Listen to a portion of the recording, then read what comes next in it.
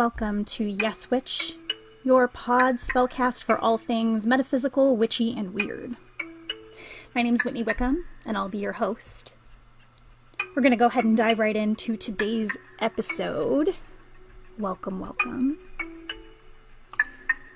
I was originally going to talk about St. Patrick's Day. And then with everything going on in the world, I just decided that that was probably not the subject that I should dive into this week. So we're actually going to talk about negativity and how negativity can seriously affect one's psyche, and it also can make things negative happen in your world. So, yeah, it's a really powerful thing, negativity is, and oftentimes it's a lot louder than positivity. So we're going to talk about that today instead of St. Patrick's Day. I just feel that that is a little bit more potent and necessary to be discussed. So I also wanted to open up my show, as always, with magical tools that you can use. Now, keep in mind, you don't need any of these tools in order to be a witch or to do your practice. These are just things that you can use to help if you want them to. They're not necessary, but it's always nice to know a little bit about what other people are using and what other people are talking about, because these are traditional things that those that practice any type of witchcraft use. And you know, it's nice to just know. It's nice to be in the know. We're going to talk about the athame. And I have an athame. An athame is a dagger. And it is not used for blood magic. In fact, you are not supposed to shed any blood at all with the ritual dagger that you have. It is meant mostly for cutting herbs or inscribing sigils, which are magical inscriptions, designs usually. Using that for sigil work on candles or in items, things like that. It is most prevalent in different types of Wicca and paganism that require a ritual knife for some types of spell work, but it's, like I said, it's not required for you to have one to be a witch. Mine is quite long. It's maybe, let's see here, maybe 5-6 inches long. It is difficult for me to use this for sigil work, so I don't use it all that often. It isn't sharp either. I have a silver blade. It's, if you know anything about me personally, I am Kemetic, so mine is of course covered in hieroglyphs and has the goddess Isis as the hilt, the handle on it. It's silver design. It's a pretty nice athame. But like I said, it's not something that you have to have, but it's nice to know what it's used for. A lot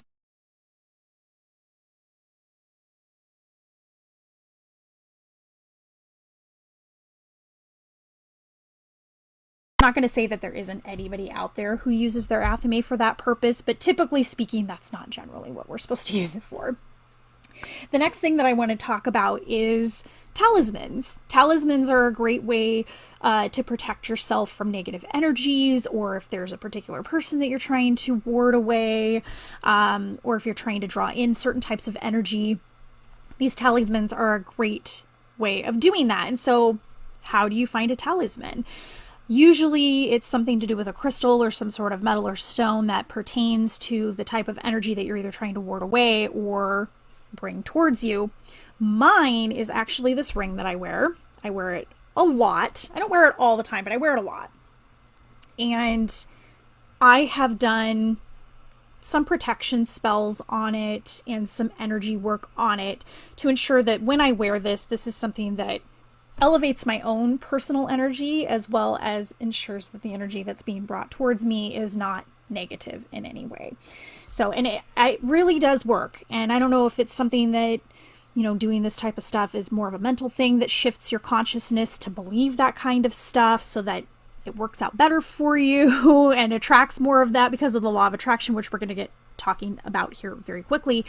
But at the end of the day, it doesn't matter. For me, if it works, great, I'm going to keep doing it. If it's something that doesn't seem to work for me, then I'm going to stop doing it. So working with talismans, you can do rings, necklaces, pretty much anything that you can put on your person in your pocket is something that you can use to help yourself in your day-to-day. So that being said, let's go ahead and start talking about negativity. Negativity is so powerful. And I wouldn't say that it's more powerful than positivity, because positivity is extremely powerful as well. But for some reason, negativity seems to be a lot louder than the positive. I don't know why. I can't give you an explanation for that, but I think a lot of people are kind of conditioned to pay more attention to what's negative than they are to what's positive, and maybe that's something that has to do with it. But I wish I had a scientific explanation as to why negativity is so much louder and so much more effective on the human psyche than positivity is. But all in all, what it comes down to is that you have a choice to shift your thought processes, shift your energies to be more positive in nature and deflect that negativity. And so I'm going to go ahead and start giving you some ways in which that we can shift that energy. So, when I was working in retail, I was told by one of my bosses that for every one positive review that you're going to get 10 negative reviews.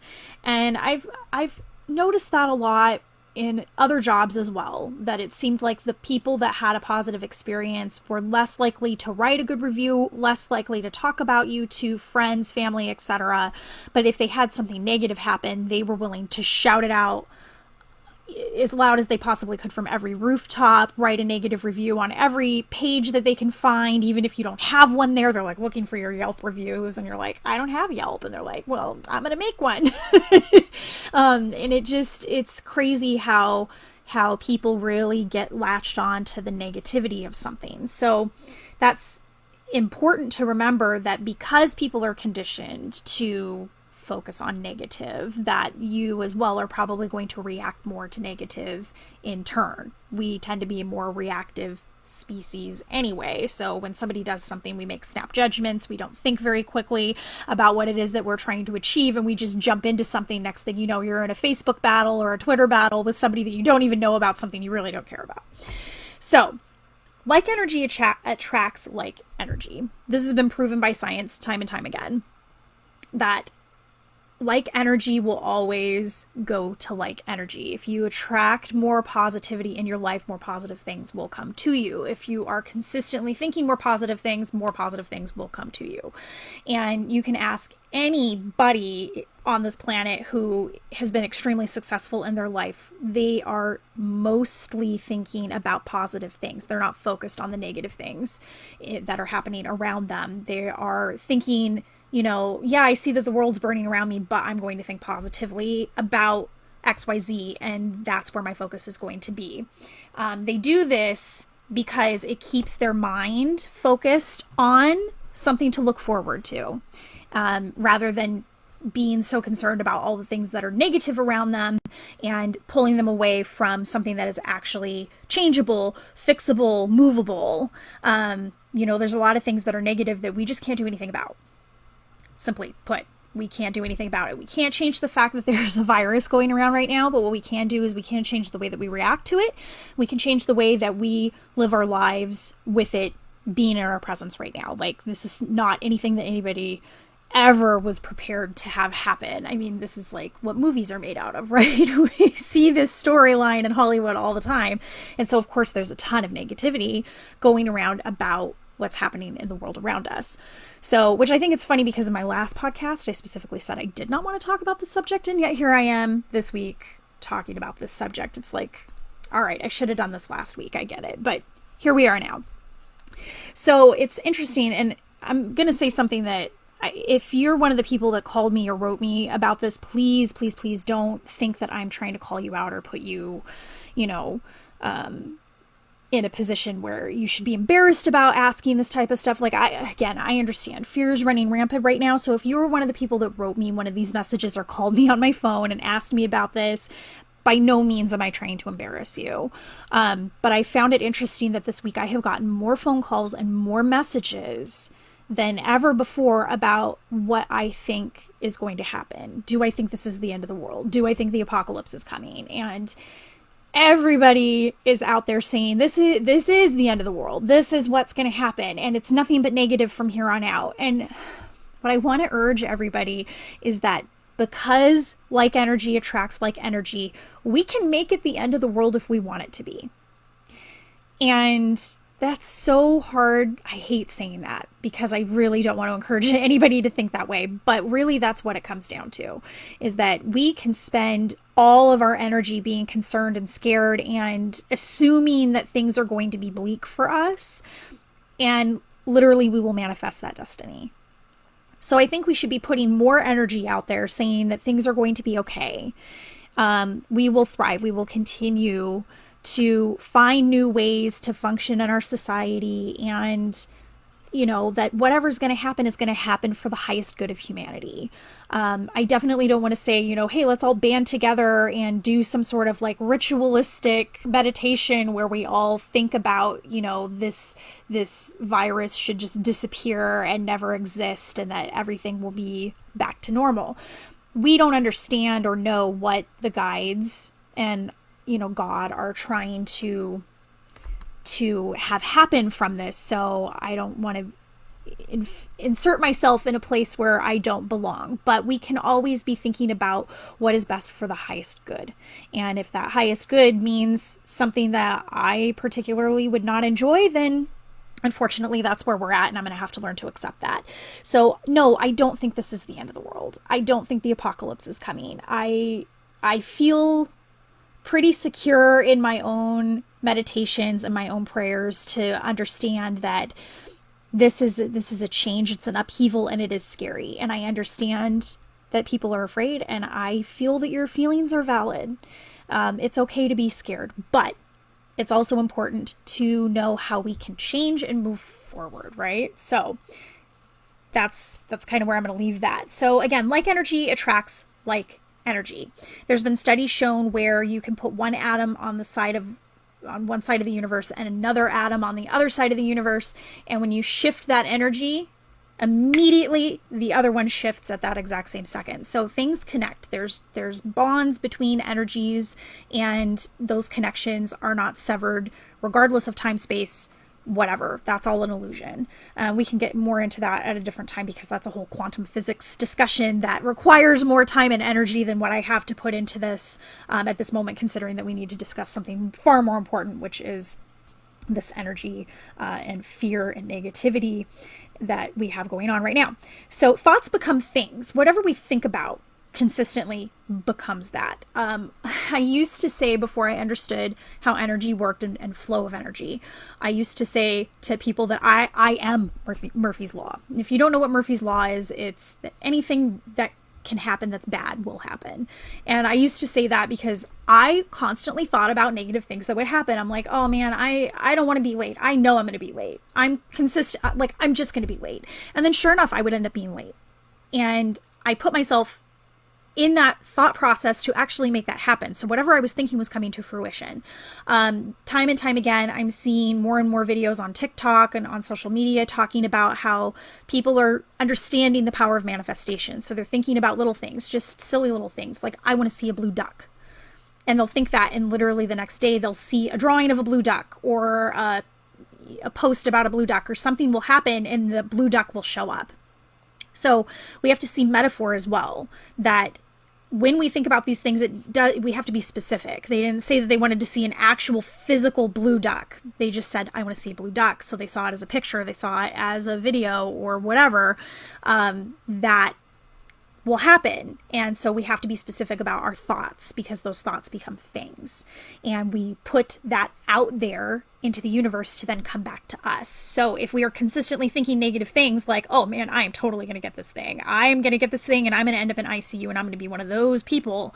You know what? You are putting yourself in that position to have that happen. And that's not something that we should be doing for ourselves, because that isn't for our highest good, right? We don't want to manifest the most negative things. We want to manifest the most positive things for ourselves. So I want to talk about Murphy's Law, and let's go ahead and just change that from anything that can happen that's bad will happen. Let's go ahead and just talk about the law of attraction. Now, the law of attraction, if you've not seen The Secret or read the book, it is free on Netflix. Please go take the time while we are in this quarantine and social separation time. Go watch The Secret. There are some things I don't necessarily 100% agree with in there, and we don't need to get into that, but it is a valuable resource to you. It's also very inspiring. Most of it pertains to finances, because I think our society is very focused on finances, but the law doesn't stop with finances. The law, it can be expanded to anything. So use the law of attraction to attract nothing but good things to yourself, and learn how to do that, that everything is energy. From my microphone to my desk to myself, everything is energy. And what the vibrational frequency of that energy is varies between items and people and places. And we shift accordingly in regards to the way that our energies are reacting to those things. But at the end of the day, since all things are energy, it's important to put your own best energy out there, because then you will attract the best energy back to yourself. And that's how the law of attraction works. So, what do we need to do in order to help against negativity in our own space and in our own mind? The first thing that I can suggest, these are simple things. These aren't even witch tips. These are just regular tips, regular things that you can do as a human being to help yourself. I feel like my podcast has now gone from, we're going to talk about metaphysical things, to me saying, you know what? Let's talk about things that are just actual right here in your own space right now. And that's okay, because it needs to be said. So the first thing to say is be in fresh air and sunlight. When they say quarantine, they don't mean go lock yourself in your closet and don't come out for 2 weeks. They mean social distancing. Okay, so we're going to not be around as many people. And that's sometimes for us introverts, we're all like, all right, I was born for this. For me, I'm like, yes, I don't have to go anywhere. I don't have to talk to anybody. I don't have to do anything. I can just sit at home. But it's important to get sunlight and fresh oxygen. And I know that sounds simple, and it is simple. It really is simple. Go outside, sit in the sun. Why? Because the sun provides us vitamin D. It soaks in through our skin, actually. So a lot of us are vitamin D negative, or very, very low in vitamin D. And that's because we work office jobs in places that we aren't sitting next to windows, or we're not getting outside enough. And so we have to take supplements that digest in your gut. And it takes a lot of that vitamin in our system in order to get our numbers up even one by one. It's crazy how, I have a vitamin D deficiency, and I'm outside all the time in Arizona. So that just goes to show a lot of us have vitamin D deficiency, and it affects your metabolism. But also the thing that we don't talk about is that it affects the way that hormones in our body function. And so if we're talking about balances, chemical balances in the brain and within your system that help you regulate your emotions, help you regulate your happiness or your depression, vitamin D is a key component in that. So get outside, enjoy the sunlight. Be out in your yard, on your balcony, or even just sit in your window if you can. Whatever you can do in order to get some sunlight is important, because that will help you in your body. Oxygen is also really important to get. Stale oxygen in your house. You're sitting in an office all day or in your house all day long, and your windows are closed. You're just circulating whatever little bit of oxygen you have left in your house. It's not even pure oxygen. Nothing's pure oxygen anyway, unless you get like a mask to put it on, but that's besides the point. Point is that you're sitting in your house and you get like stale oxygen. Well, that oxygen needs to be refreshed and cleaned in your system. So getting outside and getting fresh oxygen is so, so important, because our brain functions off of oxygen. That blood flow sends oxygen to our brain. And if our brain isn't getting enough oxygen, we start to think really poorly. We make bad decisions. We become crabby because you get a headache. You start to feel unwell. It slows down your entire system, your reactive time. If you just look at instances where people are in a house and they've got a carbon monoxide leak and they don't know about it, they'll tell you people start doing really weird things, or they're not moving fast enough. They're not critically thinking the way that they should be because their oxygen level isn't where it should be. My sister has really bad asthma, and always in March, it's every year in March, she has this issue with her asthma. Her allergies kick in, and suddenly her lungs don't work as well. And so this virus is like a big deal for that. Plus she's pregnant right now. So we're like, okay, she needs to stay away from everybody and anybody at this point in time, just to make sure that she's safe. But just the littlest bit for her of knocking down her oxygen level. She went in to urgent care last week and her oxygen level was at 98, I think, which is only 2 points down from where it, normal would be. I mean, it's technically within normal range anyway, but she was feeling it. She could tell. So even just a little bit below, 100% oxygen level is it affects you. So, and a lot of people now are doing this thing where they'll go and get oxygen administered to them. There's a holistic place just up the street from us that does that, where you can go and sit and get O2 therapy.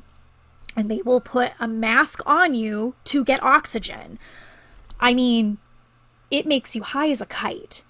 You have so much energy because your blood oxygen level is like supercharged. You ever see Fast and the Furious where they hit the aux button on their car and it makes the car just like zoom off really, really fast? This is what oxygen does to our bloodstream as well. It just makes everything quick fire. And you're like, zoom, zoom, zoom, zoom, zoom. I'm doing everything as fast as I can. So oxygen is important for your system as well. It helps all of your bodily functions and your system run smoothly. So go sit outside, get some fresh oxygen, get some sunlight. Those are my two like basic things that you can do right now. The next thing is exercise. Go have a dance party outside. Take like a little speaker and turn on some favorite songs, especially if you have kids, and make this time about having fun. Dance around in the sunlight, drink lots of water. We need to hydrate. Also, that helps. What I've been hearing is that if you drink a lot of water, it will send the virus down into your stomach acid, and your stomach acid basically kills it because the virus can't survive the stomach. So wash your hands as well, obvi. But yes, drinking lots of water, do a dance party, exercise, and release endorphins. Endorphins make us happy, and happy people just don't kill their husbands. Sorry, I had to. Legally Blonde quote there. For those of you who know, you know. But it's true. Endorphins make you happy. So take 5 minutes every hour, get up, do a little dance to one of your favorite songs, and just make a little magic for yourself in that moment.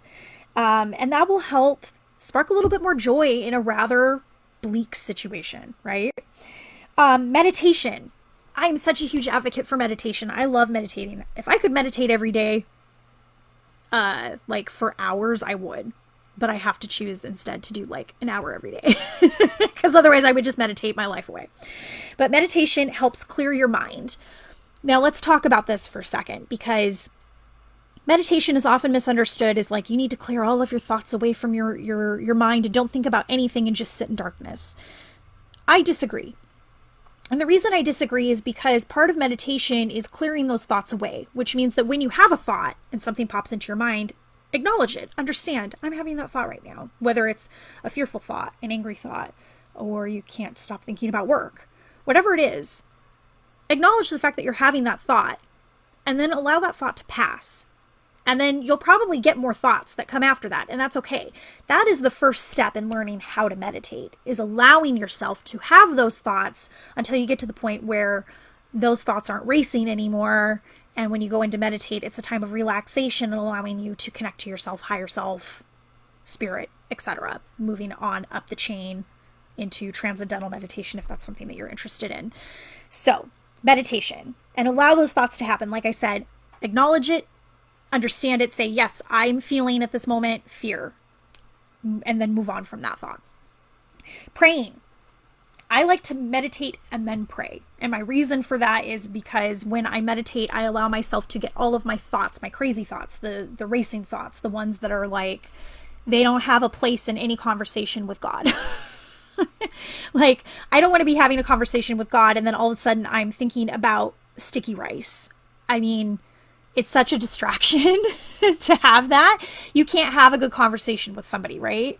When you're distracted about other thoughts and other things. So being able to meditate, clear those thoughts, and then pray, it's so much more efficient. But praying allows you to speak your heart and your mind freely and just put it out there for God to take care of. It's not about It's not about getting an answer right away. It's just allowing you to speak your mind freely. And if you want to do that as free form writing or some other form of expression, by all means, do that. Do whatever you feel is necessary for you. But huge advocate for meditation and prayer. Then speak affirmations in your life consistently. When you start to feel a negative thought popping up, speak some sort of affirmation about yourself or about your life or about what you see around you. When you're watching the news or somebody says something to you through social media or texts you something that's rather negative, see if you can counteract that by finding 1, 2, 3, 4, however many positive things around you to help sort of dissipate that negative energy that was just sent to you. Because we can't stop other people from sending us negative energy, but we can stop how we react to it. And that, I think, is the key.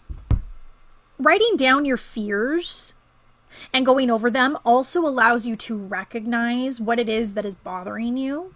It doesn't mean that we should dwell on what it is that's bothering us, but we should be able to at least recognize, just like in meditation, recognize and allow ourselves to have that thought and understand, where does this come from? Why am I afraid of this? And then from there, we springboard into, what are my plans of action should this occur? And that in itself gives us peace of mind. So I know that there's a lot of people out there that would say, don't even think about it. Just think about positive things all the time. Being the type A person that I am right now, I can't function like that personally. I have to be able to at least acknowledge that thought exists, because otherwise I feel like I'm lying to myself. I'm not a perfect person. I am going to have negative thoughts. You're going to have negative thoughts. It's part of how we're built. And those negative thoughts, in retrospect, are actually there to help us find solutions to problems. They're not there for the purpose of tearing us down. Really, in all honesty, negative thoughts should be used to help us become better people and to find solutions to those problems. The next thing that I suggest is find something positive in the negative, whatever you can. I'm grateful that I am in quarantine because if I have something, I'm not spreading it to somebody else. Simple. I'm happy that I didn't get the job, because now I have an opportunity to find something even better. Turn whatever negative is happening in your life into a positive by thinking nothing but affirming thoughts about why it's good that didn't happen. Because I'm sure you can find something. I'm sure you can find something in there. Sometimes it's a challenge. I know, I understand. Sometimes it's a challenge, but you can find something positive in a negative. And when you can do that, especially when you were faced with the most disgusting, terrible, negative things that you can even think of, when those things pop up in your life and you're able to find something positive in it, that's when you have truly, truly, honestly succeeded. And it is such an amazing moment when that happens. I mean, honestly, it's a really amazing moment when that happens, when you can go, you know what, I'm actually grateful for this thing that most people would see as absolutely negative and life-shattering, but I'm grateful for this. Realize that everything passes. Everything's in constant motion. Nothing is staying stagnant. Everything is moving, shifting, changing, and this too will pass. So when you're absolutely freaking out and there's nothing left for you to do but to hide in your closet for 2 weeks, think about and remember that this too will pass. Everything has always come to an end at some point, and this too will do the same thing.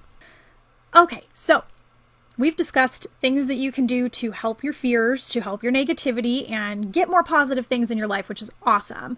But now let's dive into some things that kind of are witchy, a little bit witchy, but they're things to help boost your mood. Okay, so we talked about getting sunlight and oxygen, which is great. Awesome things that you can do that don't require you to be a witch at all to do. And none of these things really require you to be a witch either. But these are things that we can do to boost our mood in the next, amount of time, however long this is, to help us through this time while we are doing social separation. Because social separation is tough. I mean, why do we think that social media has become such a huge thing? Because people need people in their lives. Even the biggest introverts, such as myself, need to have social interaction at some point. It's kind of a requirement of being a human being. So these things can help boost your mood and help us all get through the next amount of time, however long that is, and hopefully make it through and have done some positive things in this time instead of just sitting on our couch watching the news and crying about it. So first thing that I'm going to say is burn candles for hope.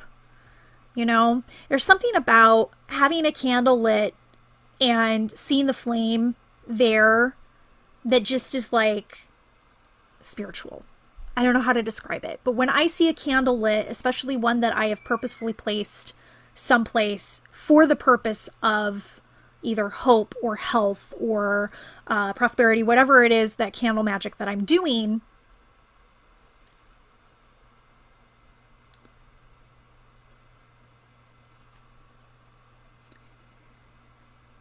whatever I'm doing is really truly something very special about seeing that there. I mean, that's why we light the Olympic Games torch. It is about hope, right? And fighting, and I feel that a small candle or something just to give yourself that inner spark, that allow that candle to sort of represent that inner spark of who you are and the fight that you do put up on a day-to-day basis, whether it's your own personal battles, health battles, mental battles, spiritual battles. I mean, that candle can represent yourself, your soul, whatever, but burning a candle to me is just a great way to remind yourself of hope. I use candles by writing sigils on the glass. If it's a glass such as this one, for instance, I will use just a simple Sharpie and I will write my sigil on the outside of the glass. If it is a wax candle that does not have a glass on it, then I will carve the sigil onto, or into, I should say, I'll carve the sigil into the wax and burn it that way. And then you can anoint your candles with different oils and things. Some great oils to use for health, of course, are lemon, frankincense, myrrh are great. Rosemary is kind of an all-purpose. I also like to sing, write, dance, paint, draw, even if you're bad at it. It doesn't matter. Do something creative. And the reason why I say do something creative is because we should be in social separation, yes, but we do not need to separate from ourselves. I'm going to say that again. We should be in social separation, but we should not separate from ourselves.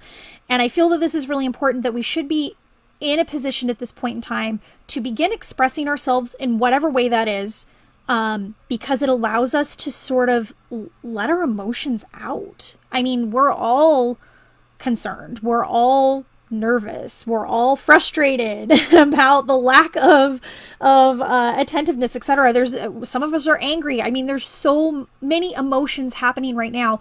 If we channel that into some sort of creativity that puts the emotion in a place and it gives it a use and it gives it a form, and that in itself allows that energy to then be transmitted to a specific purpose rather than just being thrown out into the universe and then flying around willy-nilly without any direction to go, right? I mean, that's like throwing a shoe into the air and sort of watching it go and you don't know where it's going to hit, and then some poor person walking by is like, wow, I just got hit in the head with a shoe. Where did that come from? So let's channel our energies into something creative and give it a purpose, give it an actual purpose. All the kitchen witches out there are going to love what I have to say next. Cook something yummy. Absolutely. Cook something yummy. Go dig into those recipe books, dive onto the internet, find something from your childhood that you're like, man, that just sounds good. Comfort food, whatever it is, it's okay. I know we're all on keto diets and gluten-free diets and all of this stuff. I have like super restricted diet. You know what? I'm gonna be honest with you. I'm gonna do what I can over this time to enjoy aspects of cooking that I can enjoy that aren't going to make me, overly sick or put me at risk. But the thing is that we should be cooking things that are yummy. Kitchen witches are like my favorite people because they use their cooking as spell work. And there's plenty of resources for you out there on the internet about kitchen witchery. So just find something yummy to make, even if it's just a loaf of bread or a batch of cookies, whatever. Something that sparks joy in your own life that you make is not only creative in the aspect of making that particular item, but it's also sharing joy and kinship with whomever you're breaking bread with, or, you know, whether it's your kids, your significant other, whatever. But it gives a bonding time. So I think that that's really important. So yes, cook something yummy. Something yummy, yummy, yummy. Create a new game or play one that you love. A deck of cards can go really far. You'd be surprised at the different things that you can create by doing that. If you have kids, allow them to be creative. Give them a couple items and say, hey, you know what? Here's a couple cups. Here's a little bouncy ball. Here's some cards. Let's make a game. What are your ideas? What could we do? And you will be shocked at the kinds of things that they can come up with. So allow them to be creative as well. This should not be a time where they just sit around and do nothing. The next thing that I would suggest is read. Take time right now to read and study, whether it's about your craft or find more recipes or more spells, or just dive into something that you haven't had the time to study. Maybe there's a language out there that you've wanted to learn and you're like, you know what, Duolingo, I know I haven't touched you for 2 years, but we're going to start learning Korean again. Whatever it is, take the time now. What a great opportunity to, you know, do something for yourself for once. And I know a lot of people are at home, working at home rather than going to an office or whatever. So I know that there's a lot of people that are like, well, I still have to do my 9 to 5, so that's not really going to work for me. Totally understand. But if you are one of those people that's stuck at home that doesn't really have the opportunity to go anywhere or do anything, read. It's a great way to expand your mind and, you know, pick a good story. Pick a great story. You know what? Kindle publishing on Amazon, every month people put their books out there for free. I write books on Kindle and I put my stuff out there for free whenever I can, because it's a great way to allow people to use their services, and it actually gets more readership. So a lot of people will put their books out there for free, and you can just download them on Kindle, which can go to your phone or to your computer, whatever, and you can read books on there. Now, I'm a sucker for turning a page in a book over Kindle, but you know what? Desperate times call for desperate measures, and there's a lot of great information out there. So use the Kindle library, find some great stories, find some great books, and learn, expand your mind. Clean and organize. I know that this is what I'm going to be spending most of my time doing, is just cleaning and organizing, purging. The earth is purging right now, and it's close to spring. I mean, spring clean. Why not get a head start? Being healthy requires a clean space. So I've kind of figured at this point in time, I'm going to be going room by room, inch by inch, and deep cleaning and removing all of the extra clutter from our life. And I'm grateful for this time to be able to do that, because to be honest with you, I don't know that I personally would have the time to do it unless it was made for me. And here we go. It's been made for me. So I'm going to enlist my children on a day-to-day basis to clean up some stuff in this house. Let's do it. I'm super excited about it. Declutter, organize, deep clean, make your space a sacred space. And with that, I want to remind you that you don't need fancy tools to clean. A sponge, some soap, and some water can get you very far. And if you want to spice it up a little bit, add a little bit of lemon oil or lemon juice to some olive oil or coconut oil and some water, and, you know, clean. That's it. That's really all you need, is just a little bit of cleaning materials and, you know, soap and water. That's it. That's all you need. Soap and hot water. Clean your walls, clean your baseboards, dust those fans, do whatever you can to just make your space look nice, because when this is all over, at least your house will look really good on the inside, right? Make it really clean. And that will also help keep you healthy. So the last thing that I would like to say is that in the show notes, I will post a link to an article about cleaning smoke cleanses with sage. Now, I will say that this particular article calls it a smudge, and if you listened to my last episode, you will understand why I don't agree with that term, but we won't get into that here. You can go and listen to that other episode from last week. But cleansing with sage, doing a smoke cleanse, has proven to be antibacterial. Now, this virus will not be affected by that, because viruses and bacteria are two totally different things.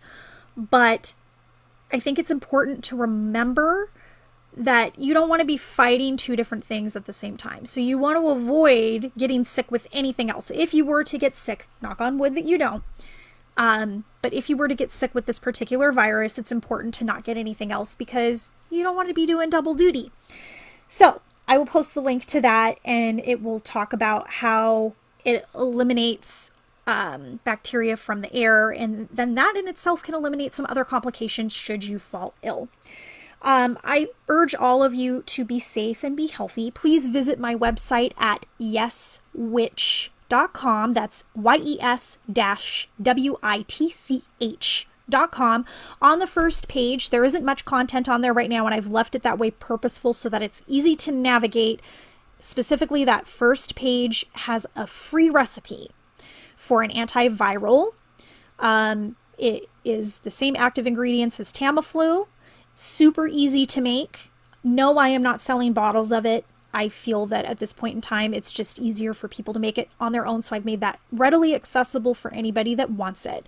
Another witch friend of mine had pointed out that Tamiflu may not be 100% effective. Nothing is 100% effective on this particular virus, and I want that to be very clear. And nothing will replace actual medical care. Please, for the love of gods, please do not take anything that any witch or any article says online as, the end all to be all on anything. Obviously, medical attention is far more valuable and necessary. So don't ever put yourself at risk just because you read online that something works, because that may not be true. The internet's full of lies.